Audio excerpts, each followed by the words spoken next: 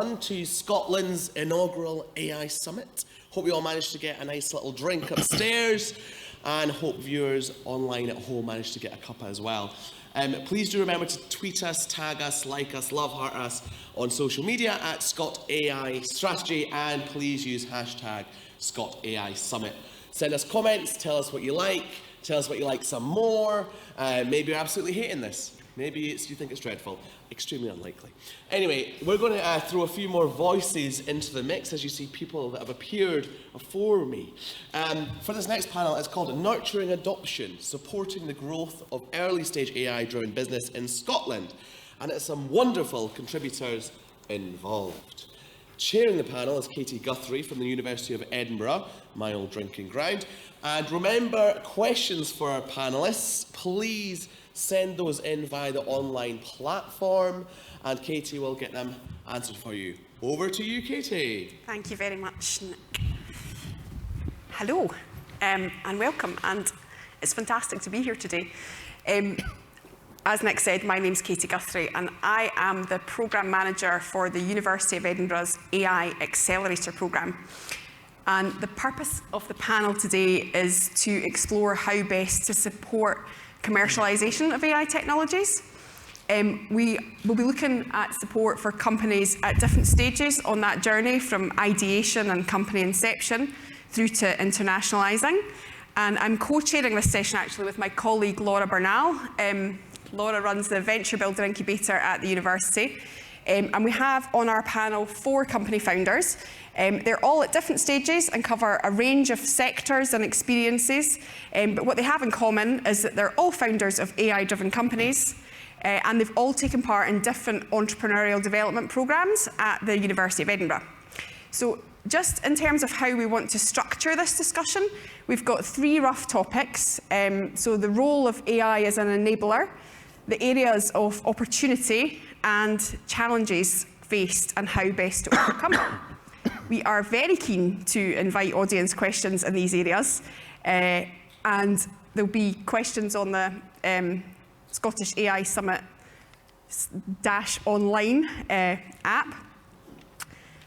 So please go in there and give us your thoughts and your questions, and we'll feed them into the discussion. We also have a little audience question on the app just now, I believe, which is asking you around about where you see key opportunities. So it would be great for both the online viewers and people in the room to kind of go in there and give us your thoughts, and we'll play that into the discussion later. I mentioned Laura and I are co-chairing, and that's partly to enable us to take part as well and potentially answer some of the questions, because as support programme managers, we see a lot of companies, we see a broad range, so we bring a slightly different perspective to that. I'm going to get everyone to introduce themselves in a minute, but first to say a little bit more about myself. So I sat on the steering committee for Scotland's AI strategy whilst it was being developed, after a career in technology roles, mainly in financial services. But since the start of 2021, I've worked at the University of Edinburgh, running the AI Accelerator programme. And we've just finished the most recent programme, which supported 12 AI-driven companies over a period of 6 months. It's primarily aimed at companies who already have a product and a bit of traction, but are needing some additional support to get to the next level. And we help them to build commercial skills, connect them into networks, and to learn from each other. And as was mentioned by Kate Forbes in our opening remarks, we're today announcing that we are opening for new applications later on in April, and we'll be looking at companies from across the world to take part in 3 thematic areas of health, climate, and more generally AI for good. The programme will start in September. Now, I'm obviously completely biased, but it is a great opportunity. So if anyone's interested in taking part or in supporting the programme, please do find me at some point today, or find me online. Okay, so now I would like to ask the panel to introduce themselves. First of all, I'd like to introduce my co-chair, Laura. Hello, everyone. So as Katy was saying, I'm the program manager for the Venture Builder Incubator. At that program, we support PhD students and early career researchers who are looking to commercialize IP or research. So it is a very early stage program to help them be more business-minded. And one of the amazing things that we have about this program is that we're getting scientific background people to think about business. And we believe this is a way in which academia can definitely create a higher impact, but also a way in which it's a cultural change as well for academia to have that relationship with industry. We have different partners, so we work with Heriot University and with Cancer Research UK in the previous cohort, and that allows us to also support founders from across the UK. So in last cohort from 20 that were part of the program, 8 of them were working on cancer-related projects. So it's just really interesting to see the mix of backgrounds and different peer networks that these founders can create being in a program together. About myself, so I was a founder previously before running the Venture Builder, so definitely it is really nice to have that thinking of having the experience of running a business, but also now being on the other side of the table supporting. So it's interesting as well to collaborate with Katy, for example, that she's working more with companies that aren't necessarily in the university, to just create those networks and make sure that we are creating an ecosystem of support in different stages. Okay, thank you very much for your intro, Laura. Amy. Yeah, hi, my name is Xiao Yan. You can also call me Amy. I'm the founder and the CEO of Bernal Robotics. It's an Edinburgh-based clean tech startup. We're developing intelligent robotic waste sorting system for the recycling and waste management industry to significantly increase their recycling efficiency and allow them to produce high quality and high purity outputs that can be reused immediately. Personally, I used to be responsible for developing large software systems for international banks. I also hold 3 master degrees in the field of mathematical science and computer science. That's me. Okay, thank you, Amy. Yeah. Lorenzo? Lorenzo from Crover. We are an Edinburgh-based startup focused on helping grain storage operators like grain merchants, port operators, and cooperatives maintain the quality of their stock. And the way we're doing it is by using the world's first subterranean or granular drone, or what we call a Crover, in the sense of a device that can move through granular media, so anything from sand dunes, in case you're a fan of the movie Dune, to grain bulks, which is really our focus right now. So at the core of our grain storage management system, you have the Crover robot swimming through grain, so things like wheat and barley in silos and sheds, monitoring their condition, and also helping maintain their quality by mixing the grain in situ, which helps keep them aerated and avoid problems like crusting on the surface. So as I said, we are based in Edinburgh. Our journey started from the University of Edinburgh. We probably would have never started as an academic, kind of coming from my PhD. I didn't even know what it meant to start a startup. So the Edinburgh Innovations advisory team was kind of crucial in the initial stages, and they continue to support us today as well. We've grown to the point where we have 26 team members now, and we are carrying out pilots in the UK and Italy of our grain storage management system. Thank you, Lorenzo. Debbie, do you want to introduce yourself? Sure. So I'm Debbie Wake. I'm a medical doctor by background, diabetologist and clinical academic with University of Edinburgh, but spend the majority of my time now as CEO and co-founder of My Way Digital Health, which is a company we spun out of Dundee University about 5 years ago, but we were part of the last cohort for prior to the current cohort of the AI Accelerator program. So what we do, our company vision is to improve the lives of people with diabetes and other long-term conditions around the world through data-driven technology. So we have data-driven platforms that support people with long-term conditions like diabetes to self-manage by integrating healthcare records and remote monitoring data, things like Fitbit activity, glucose meter data, all into one pool, and then we apply data processing analytics and AI into that to deliver personalized, tailored decision support. That then feeds into education platforms, and we also have tools to support clinicians directly in managing conditions like diabetes, and population-level platforms that will support risk prediction and things like drug response and diagnostic predictions across entire populations. So we're spin out from Dundee Uni, 5 years old. We've got about 35 employees. We run national platforms in Scotland and England and big, large regional platforms, and are now expanding internationally. So we have an office in Dubai, doing quite a lot of work in the Middle East and in Malaysia as well, and across the APAC region. Thanks. Thank you very much, Debbie. Joseph? So I'm Joseph Twigg, the CEO and co-founder of Aveni. We're an Edinburgh-based startup focusing on natural language processing, delivering NLP solutions into the service industry, with a particular focus on financial services and utilities. We have very close links to the University of Edinburgh. My co-founder is a senior research fellow in the School of Informatics, and we've been through the journey of all the support that the university provides at Edinburgh Innovations, etc. We're currently at 26 people split across Edinburgh and London. The centre of gravity is still very much Edinburgh. And what we try and do with our clients is derive insight and automation from customer conversations. Okay, thank you very much. And can I just say, the panellists today, we have sort of picked them, I guess, to represent quite a broad range of different use cases and different sectors, but it was so difficult because there's such a breadth of companies coming through tackling different problems in other sectors, and actually seeing the breadth of different applications is probably the single most exciting part of my job. And actually picking them was really, really tough from that perspective.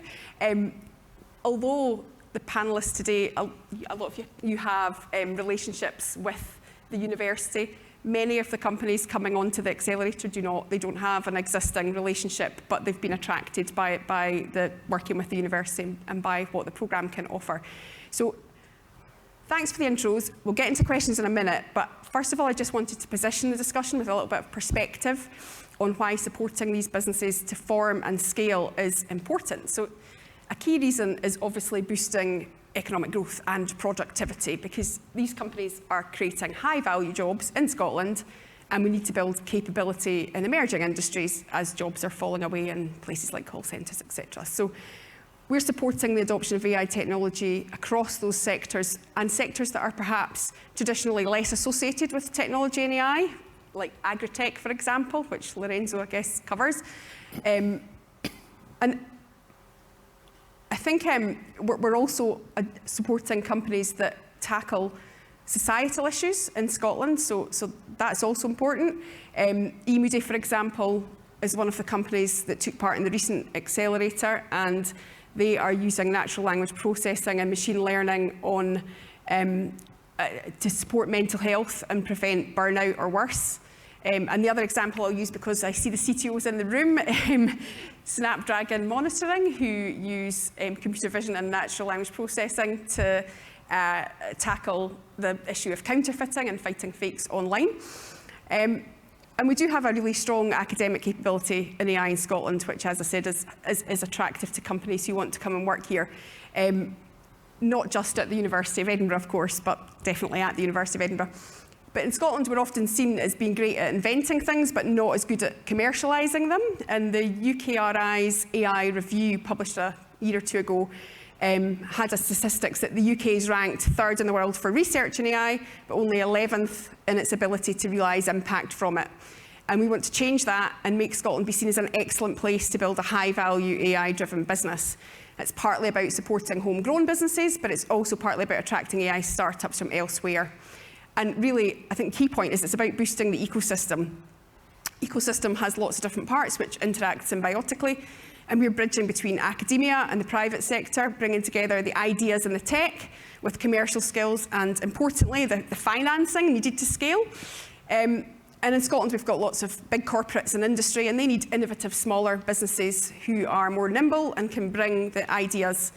And developing and fostering that ecosystem is a key part of what we're doing at the Base Centre at the University of Edinburgh, and with the data-driven entrepreneurship support programme at the university. And the first topic that we wanted to cover was the role of AI as an enabler.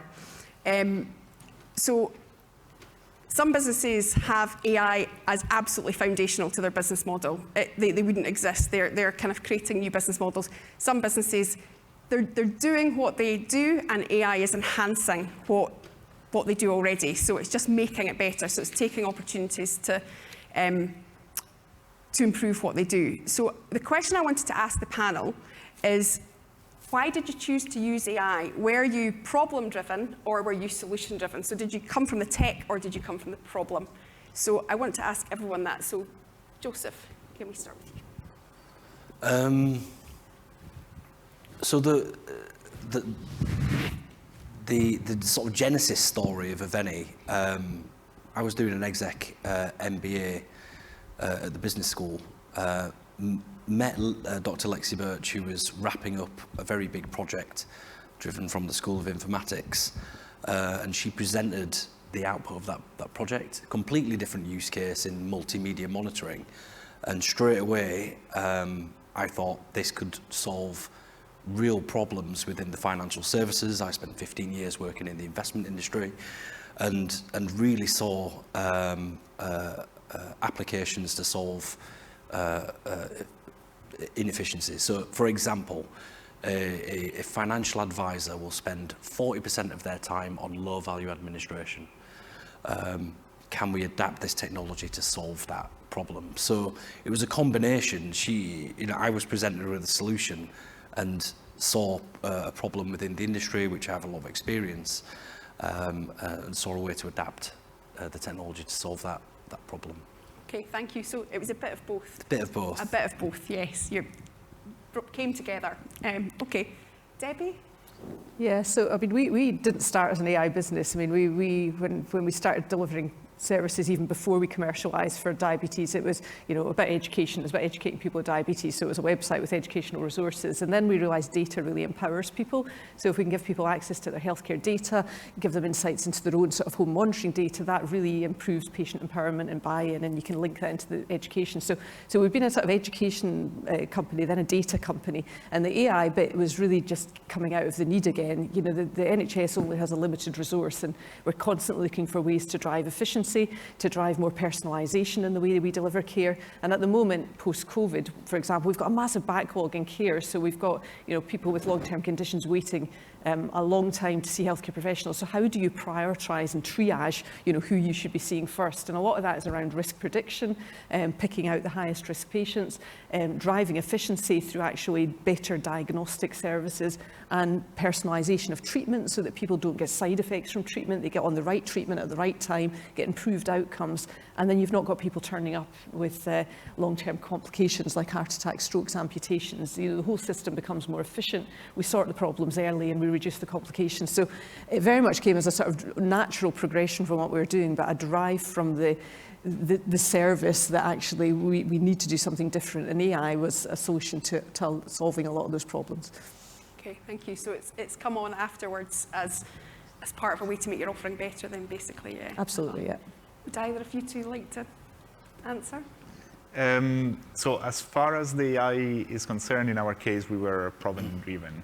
But I think that really depends on kind of what your core technology is. In our case, our core technology that we started from was our new unique method for locomotion in granular media.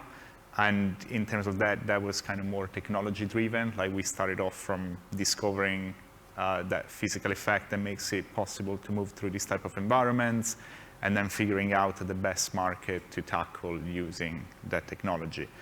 But because it's a very novel technology and we've been building a very complex system that involves both hardware, locomotion through a very kind of unstable environment, data as well, and so on, we employed AI as a way to tackle several technical challenges in different parts of our product and to make it reach the required level of performance.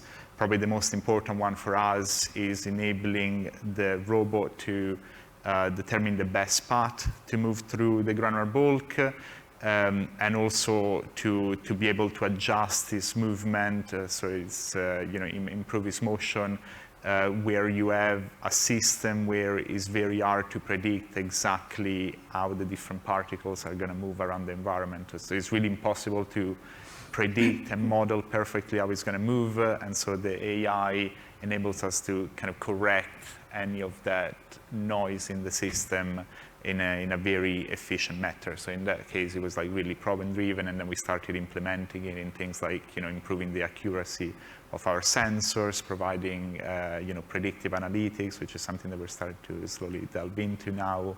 But it's really about kind of, satisfying the requirements of the customer and the performance that your system needs to achieve to deliver the product that the customer wants. Okay, thank you. Amy.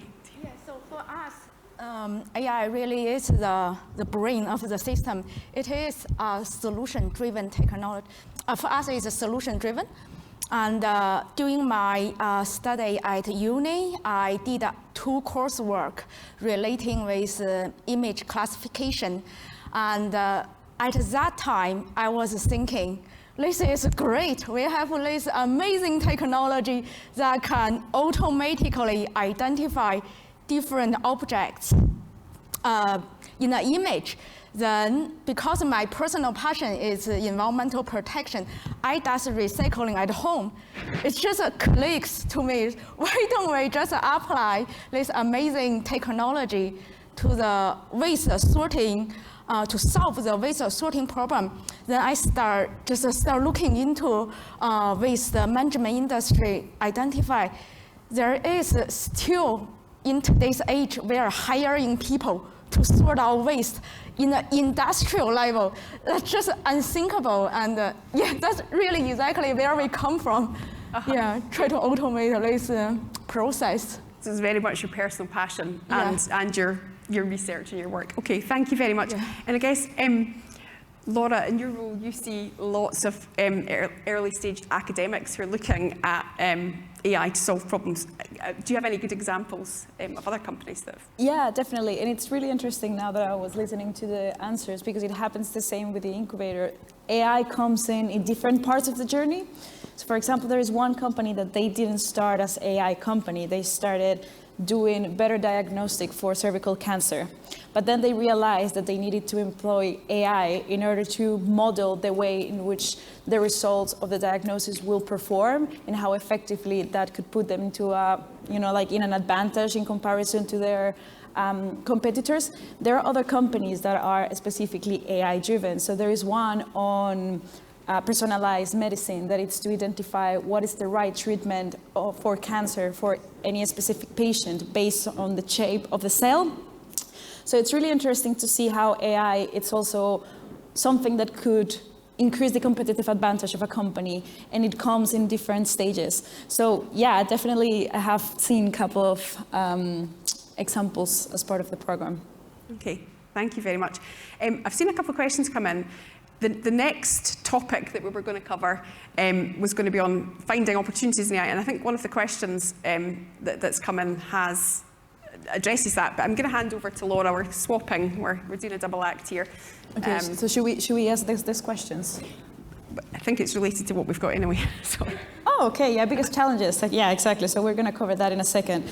So yeah, I just want to remind the audience to vote. So I don't know if the pool is already open. So we have a pool, you can go on the app. So we're asking people, what are the 3 sectors that you think are going to have the most impact with AI? So if you can find it, that will be great. So we're going to reflect on that in a second. But yeah, I would like to start with, of course, these founders start working with AI, and I'm assuming that they start having more ideas about where to employ the technology. So yeah, now that you have been working with AI, have you had any more ideas of where AI can be implemented, or other ideas of what could you do with AI? So if anyone would like to answer, you can just put your hand up. No worries. I will just have a few comments. I think it will have a huge opportunity in the traditional industry, such as agriculture, waste management, and manufacturing, where we see there is a delay in catching up in this kind of a technology. When we start our customer discovery journey, we just find people are really interested and excited about this technology, but our customer need a lot of mentoring and education from us, but they are open to the possibility that AI can help them improve their operational efficiency, profitability, and sustainability as well. So definitely there is a big opportunity for traditional industries.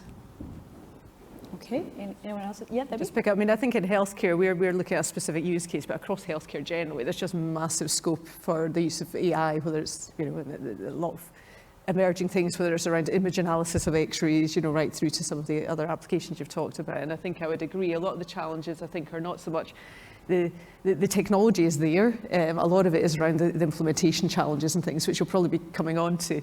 But yeah, it's about how do we convince very traditional industries, and healthcare is there as well as a very slow moving, if you think about the NHS traditional industry, that's very hard to innovate into, persuade them that we need to change in this direction. Also sort of not necessarily the most sort of risk-taking of industries as well, quite risk-averse, and I think there are challenges around that, how we change the uptake, change the procurement processes. You know, they've got all the IG and the regulatory barriers and things as well that are challenging, but things are moving, and I think right across healthcare there's massive opportunity, yeah. Just on that, Debbie, so what are the conditions that need to be enabled, you know, for AI to actually work?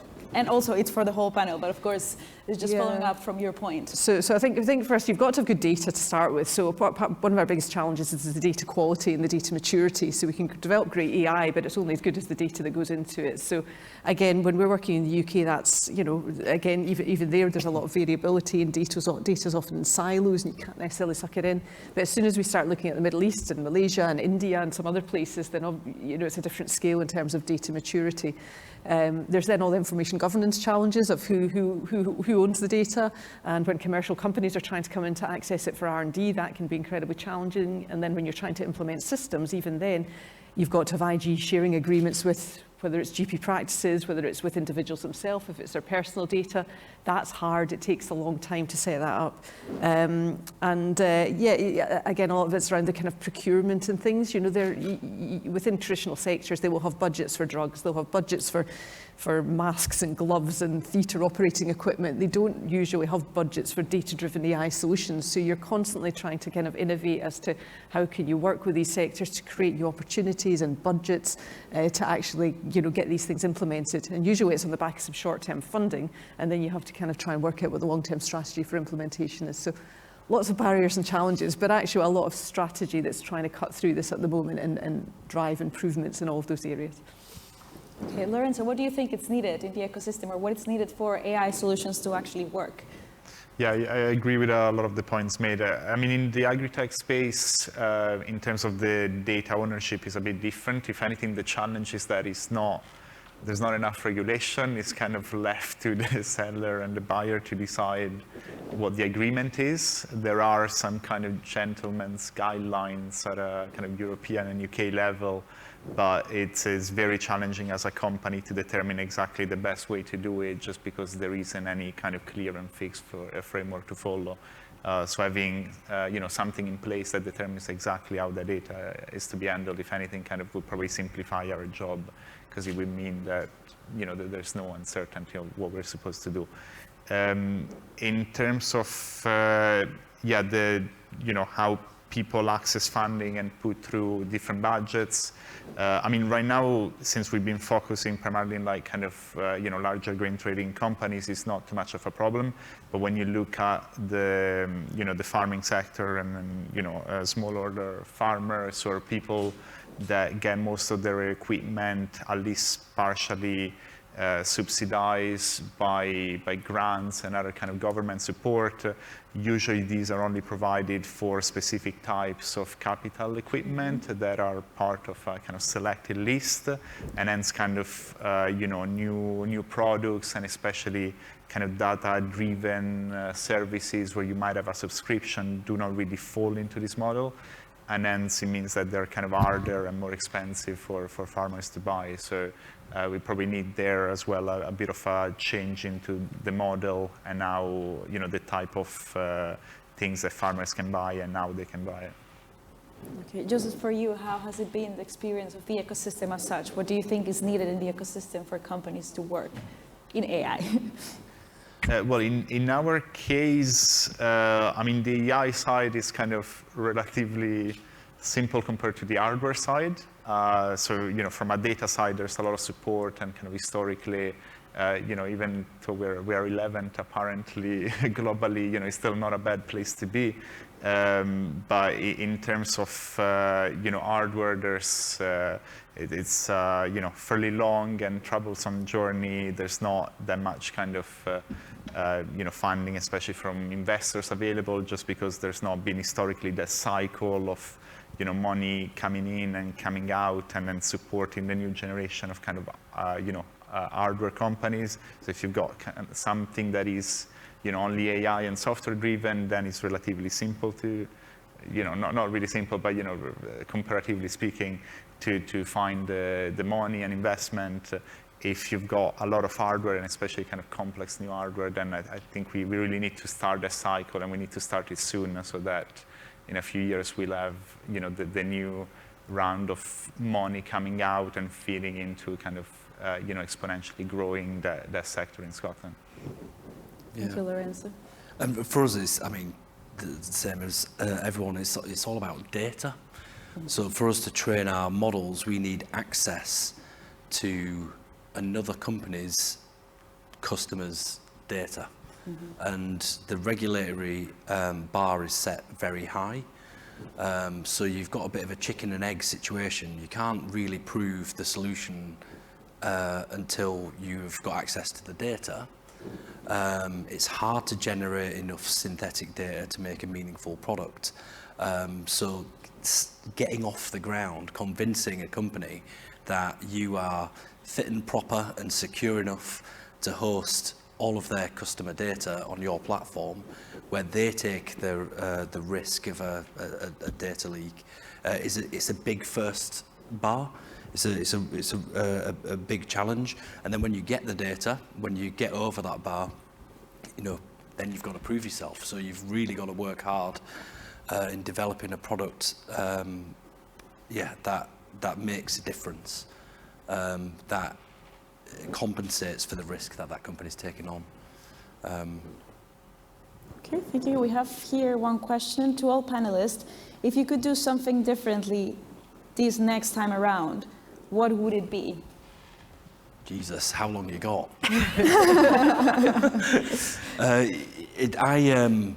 Remember an early conversation I had with a venture capitalist in London.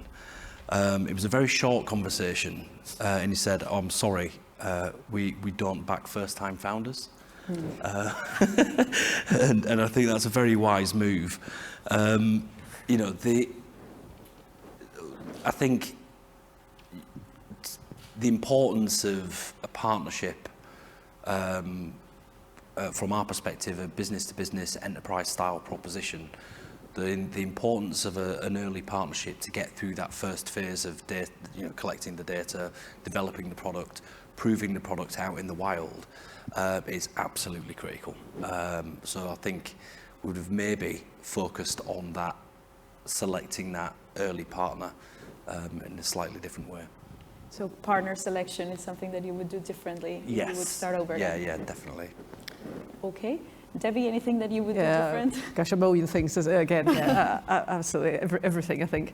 But maybe one thing just to pick up on is, we talked about the information governance stuff, and I think it's something we still, struggle with, I think, within the NHS. But I think having recently spent quite a lot of money and brought in expertise externally to kind of almost write all our IG, DPIAs, RD sharing agreements and things, which is something we'd struggled to work on with the NHS for years and years and years. But actually bringing in and spending a bit of money on that expertise with an external, highly respected consultancy actually would have probably saved us about 2 years. So I think it's just something to think about early. We don't think about it early enough, and it depends on what sector you're in, how important it is, but getting really good support on that, so that you can go to a client with what looks like an extremely credible, robust plan around your IG, I think really helps sort of move things forward. Thank you. Lorenzo? I think if we hadn't gone through what we have, we wouldn't know what we know now. So I think I'm glad that we have it. It's been painful. Obviously, if we were in the business of time travel, then it'd be great. It'd be, it allow us to save a lot of time and have everything ready, ideally the old product and everything from the very start. But obviously, that's not really possible. So yeah, kind of having gone through what we have, I think is great. And I'm really glad that we've gotten this far, and we still got a lot of plans ahead. You, Amy? Yeah, so I think we are pretty fortunate. Since we started, we get a lot of support, particularly from Laura and Edinburgh University.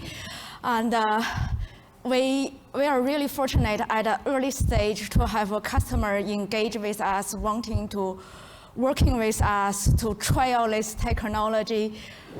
At the moment, I can't think anything I will do differently. And just very, very fortunate to get involved with the incubator program, and all the accelerator program are extremely helpful to just teach you all the elements in the ecosystem.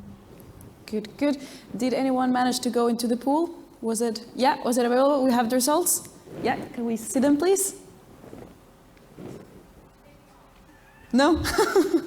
It's okay. We'll continue then, no problem. So yeah, the idea was just to reflect a little bit on what the audience was thinking, but that's absolutely fine. We have definitely seen that there's a lot of perspectives and opportunities. And the next question I would like to ask Katy.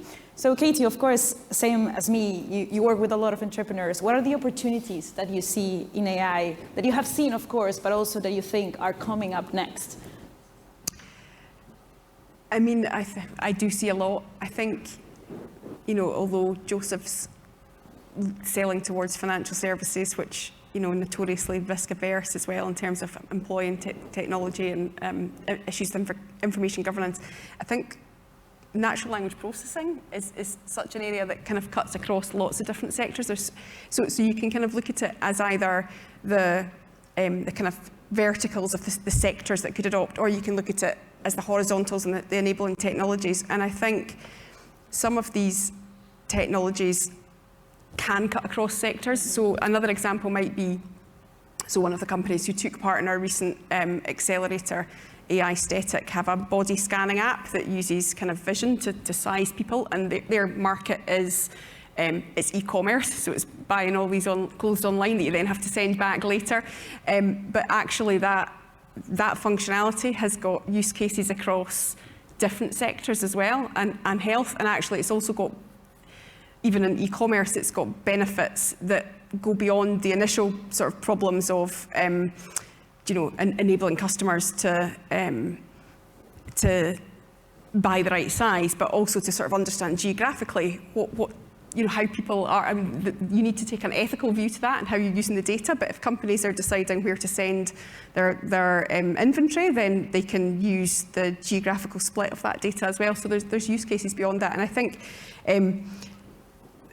Health and climate prevention are the focus areas, or two of the focus areas that we're looking at for our next accelerator. So they're definitely, if you're looking vertically, I mean, they actually cover quite a few. Climate tech covers quite a few verticals anyway. It's absolutely not limited to one sector, but I think there's real areas for use cases there, and accepting the problem that Virginia was mentioning around about the kind of cost of that as well.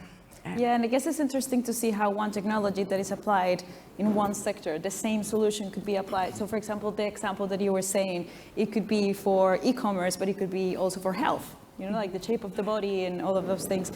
Okay, so we have here one question that just touched base a little bit on the ecosystem, as we were discussing before. So what would you say the biggest challenges Scotland faces that could be solved by AI, but aren't currently looked at? So yeah, what type of challenges we could solve in Scotland using AI that probably people aren't looking at just yet? Any thoughts?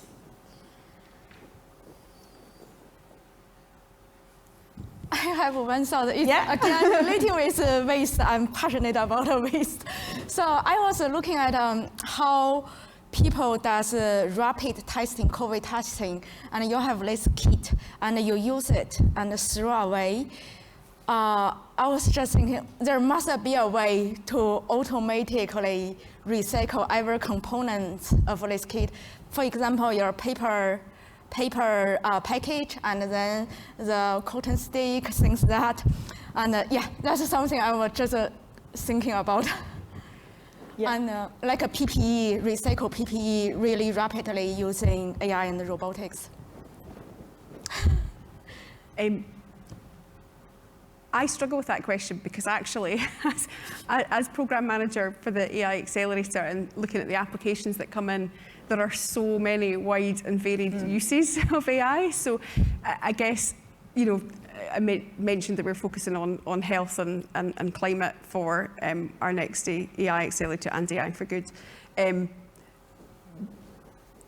So in terms of a developed kind of AI offering and sector, yeah, I think those are important areas. And I mean, financial services as well. I think it's still, emerging. We are traditionally quite a risk-averse industry. But the reason I struggle with it is just because there is such a kind of diverse use cases being explored already. I don't know if anyone else. Yeah, I was going to say I struggle because it's how long's a piece of string. I think there's so many areas that AI can be. I think where Scotland's got a huge advantage is that where we do operate as one ecosystem, I think we can really excel. And my example's healthcare, but you can take anything really. We've got universities that collaborate really well with each other.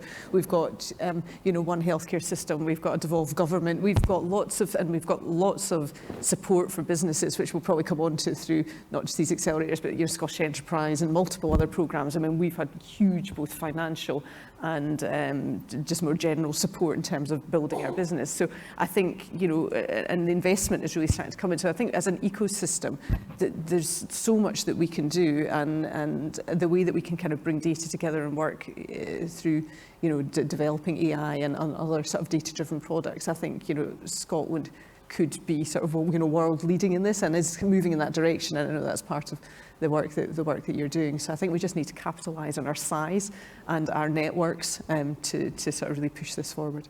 Yeah. So now we have spoken about the opportunities. Now we're going to go a little bit more into the challenges. Thank you very much, Laura. And I think Debbie's done a nice segue for us there anyway about some of the support. I guess we've already kind of looked at what some of your challenges were and what you might do differently.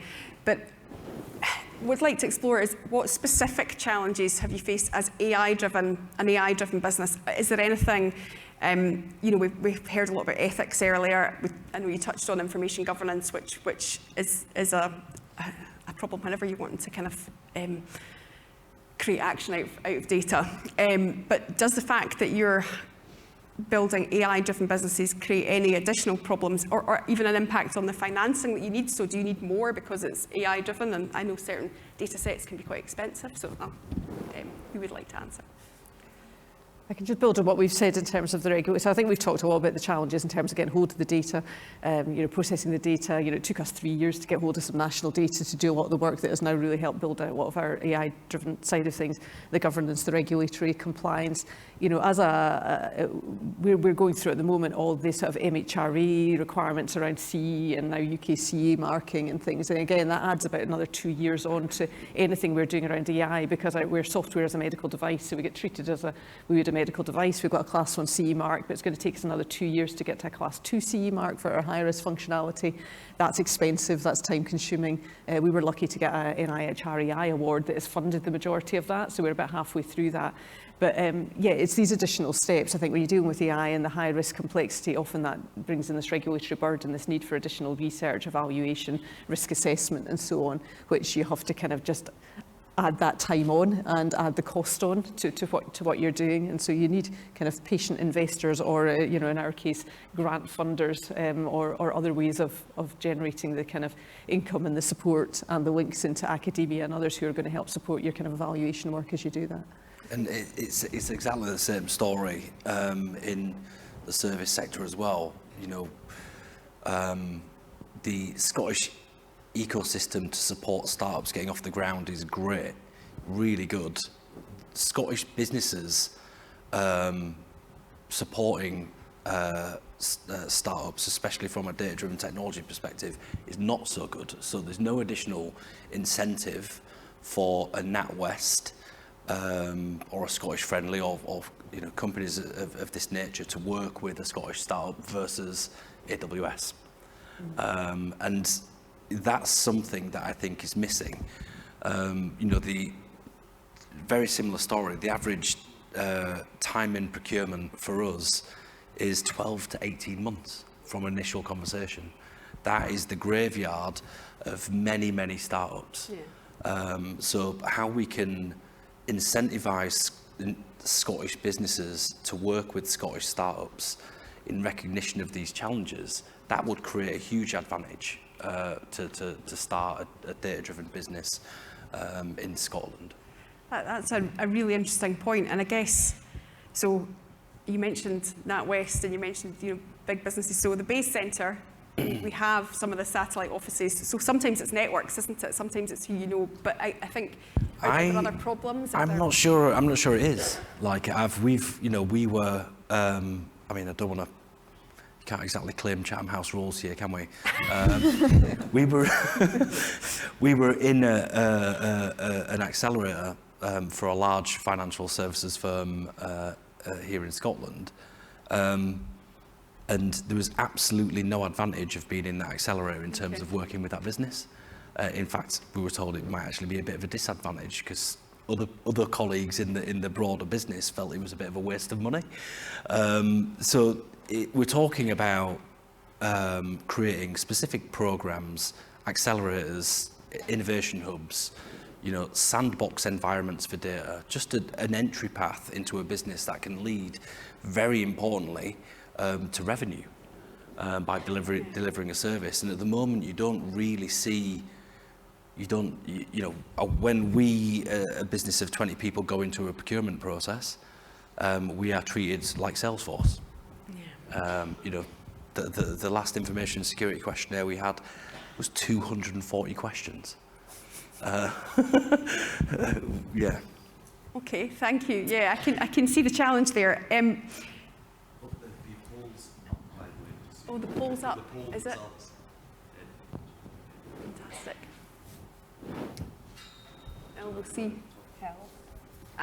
So in terms of, this was the question we had asked the audience, it looks as if health, from my perspective here, it looks as if health, represented ably by Debbie, here is seen as one of the key areas, which I think is probably not unexpected. And yeah, agriculture, farming and fishery certainly up there as well. So thank you. Just in terms of the support that's available, and just to get back to, Debbie, you've talked quite a lot about what's helped. Can you elaborate on that and just, any other support that would be helpful, anything else? No, absolutely. So I'll talk about, there's stuff within Scotland and stuff that's broader than that. I mean, we've got to where we are without any external investment, which is quite unusual, that we're now up to kind of generating quite large revenues, 35 employees, as I say, we're growing all the time. And we've done that because of, one, the support within the Scottish ecosystem that's got us there, but also by using kind of wider support. So I'll talk a little bit about this wider support. So Innovate UK, for example, we've probably been through about 6 different grants with Innovate UK, from SPRI to Digital Health Catalyst to, there was a Women in Innovation Award to, various other sort of SPRIs and smaller programmes. And Testbed as well, which got us adopted in Manchester. The initial SPRI commercialised us outside Scotland. So Innovate UK for us, as I say, we've brought in about £3-4 million through the last few years with Innovate UK grants, which has been amazing. You do then have the burden of having to administer these grants, which is no small task. But that's been helpful.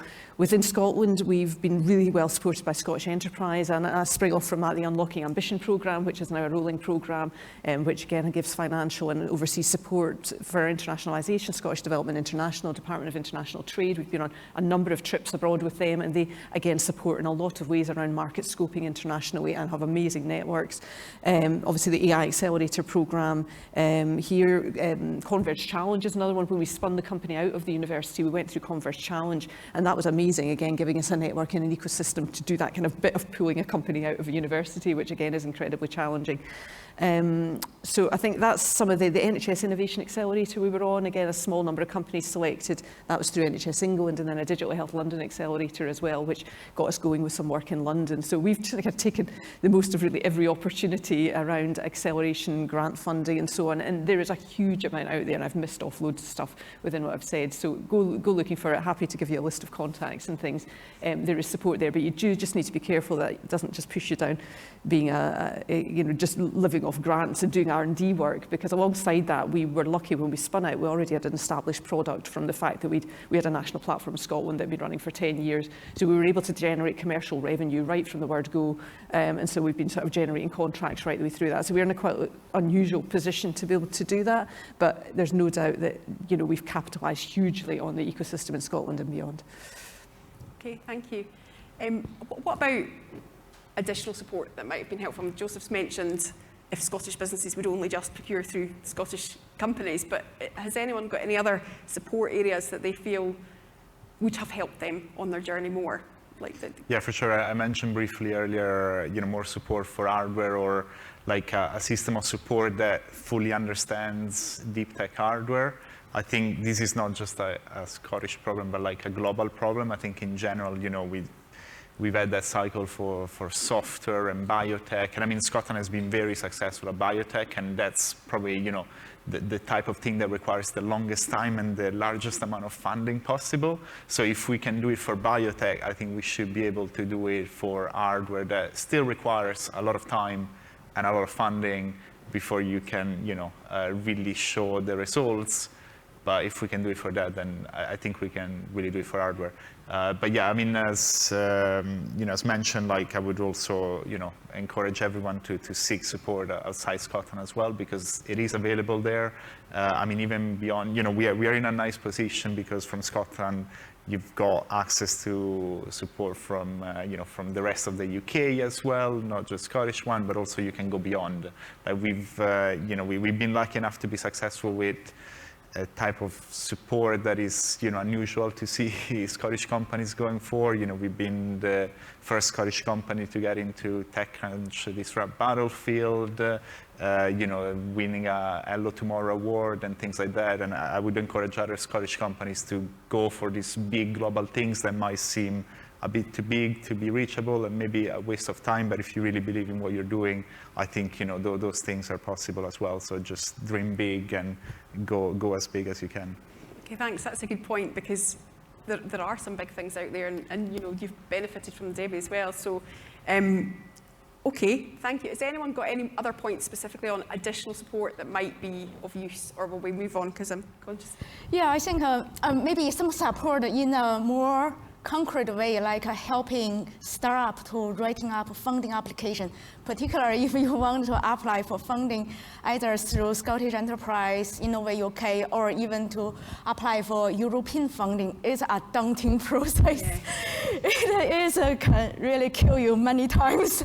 So if we can get some support, particular early stage startup on that end, will be really helpful. And there are a number of different, so the Data Lab will help with that. Scottish Enterprise will help with that. So there are a number of different routes that you can go down to get help. So yeah, we can chat later on that if you want. I'm conscious we're running out of time. We've got time for one last question, which I might ask to Joseph, which is about should early stage businesses worry about the public perception of AI, or should they just get on with making the best possible solution?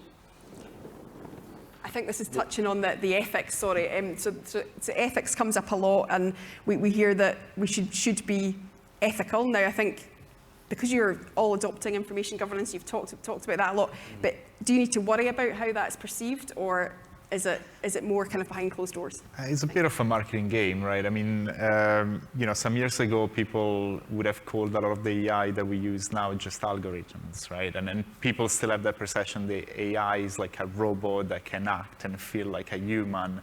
And in a lot of cases, it's not really what it looks like. So sometimes, actually most of the cases like AI is not touching any kind of gray moral area. So in those cases, it's pretty straightforward, like the ones that we deal with. But obviously, in cases where you've got health involved or you're interacting with people and personal data, obviously things can get a bit trickier, but that's probably more. There's a clear sort of red line in terms of current adoption within the financial services or customer activity, and that is sort of labeling individuals. So at the moment, AI adoption is very much in that human plus phase where you're augmenting human process through automation, but you're still, the decision engine from a credit perspective still needs some form of approval. For example, what one thing we do is try and identify vulnerable customers from large sort of data sets. At this stage, if there was action to be taken on the back of that label, it would need to be reviewed by a human. Yeah, and so that's a red line that's there for us at the moment. Yeah. Just going to add to that, I think changing public perception is really hard, and we try and support that where we can. But as SMEs, I think we've got a restricted resource and things as to how we can do that. And there's a huge bigger picture there about how you change public perception around AI and its use. So I think, you know, we'll try and work with bigger bodies and policy makers and things to try and support that. But I think we're a little bit limited probably what we can do in our sort of small organisations to do that big sea change on our own. Okay, thank you very much. I'm just going to hand over to Laura to wrap up. Yeah, perfect. All right, so thank you so much for watching us today. So I guess I just want to do a little bit of a reflection on the panel and the discussion that we had. So it has been an insightful conversation, at least for myself. I hope it has been for you as well, with a lot to learn from. So definitely there are a lot of challenges that are going to be a little bit challenging. I mean, that's redundancy, but are going to be challenging to solve because the structures are already there. And I guess, as Katy was saying at the beginning, we need a whole ecosystem to change it. So I would like to encourage you to think about how you can effectively, as part of your role, think about how you could help companies that are developing in AI and how we can start changing that infrastructure to overcome those challenges as an ecosystem in general. So there's definitely a lot of room for creativity. There's definitely a lot of room for new inventions that probably at this point we can't imagine. You know, like I have been amazed about all the things that have been possible with AI, and I'm pretty sure that there's going to be a lot more happening.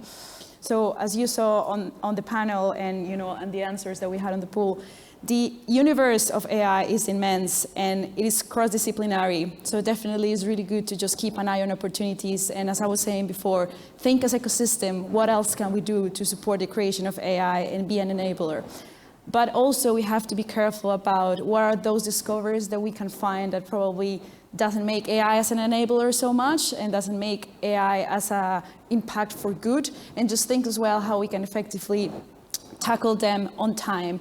And I think that that's also one challenge that probably we didn't raise during the discussion, but it's also how AI is constantly evolving, and it is part of us as well to see how we shape all of the infrastructure of support and how we constantly reinvent ourselves as well into how we can support this technology. So the discussion we had today is ongoing. As I was saying earlier, artificial intelligence is constantly developing, and I'm really looking forward to what's going to be next. Just as a final remark, the AI Accelerator will be opening applications for their next intake in April to start the program in September. So if you're scaling an AI company, definitely I'll encourage you to reach out to Katy or to go to our data-driven entrepreneurship stand upstairs. If you're watching us online, you can look up online and just reach out to us, or you can look for Katy on LinkedIn, Katy Guthrie. And yeah, so thank you so much for being in touch. And if you have any questions or you would like to reach out to the founders, please do so. Thank you so much for joining us today. Thanks so much, Katy. Thanks so much, Laura. Thank you very much, panelists. Please, you can make your way off the stage now. That was excellent. Thank you. And it's great to hear from you all and hear what you're all up to. Startups, ideas, innovations happening in Scotland. And I think it's important that often when panelists and startups come on stage, we hear about how people in industry and bigger businesses can help startups. And of course, they can and you should. But it's also, you need to understand that you need startups. You need those young ideas and innovations to help expand and keep your big businesses relevant. Anyway, thank you so much. That is the end of that panel. And now we're going to take a couple of minutes for people to move on if they want to leave and go to the other panel, which is happening next door in stage 2. or if you want to sit here, because the next thing is kicking off in only 4 minutes time. So please gather your belongings if you're going to make a move now. Stay here in stage 1 for the panel on AI, data and education. And if you want to move next door, you can do to see the panel on open data, enabling transparency, empower communities and creating economic opportunity. Or you can move upstairs to the ozone for the workshop called What Does Responsible Innovation Mean to You? So yeah, please make a move.